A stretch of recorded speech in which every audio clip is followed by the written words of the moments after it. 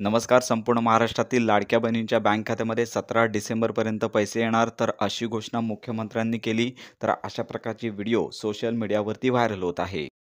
लाडकी बहीण योजना जी आम्ही घोषित केली होती त्याच्या निधी वितरणाची सुरुवात आम्ही कालपासून केली आहे आणि 17 तारखेपर्यंत 1 कोटीपेक्षा जास्त आमच्या भगिनींना, आमच्या लाडक्या बहिणींना त्यांच्या खात्यामध्ये त्या ठिकाणी पैसे मिळतील आणि त्यानंतरही ज्यांचे फॉर्म्स येत आहेत ते सगळे प्रोसेस होत आहेत आणि त्यानंतरही आलेल्या सगळ्या आमच्या लाडक्या बहिणींचे फॉर्म्स हे प्रोसेस करून त्यांच्याही खात्यामध्ये आम्ही त्या ठिकाणी जो काही निधी जमा करायचा तो करू.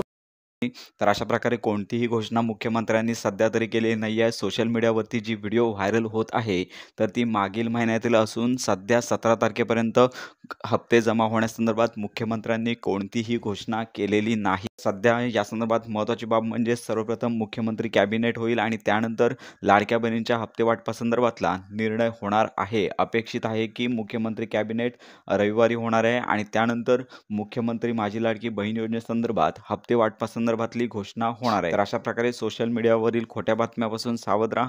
खात्रीशीर माहिती मिळवण्याकरता आपल्या मराठी अपडेट गुरु या यूट्यूब चॅनलच्या कनेक्टमध्ये राहा.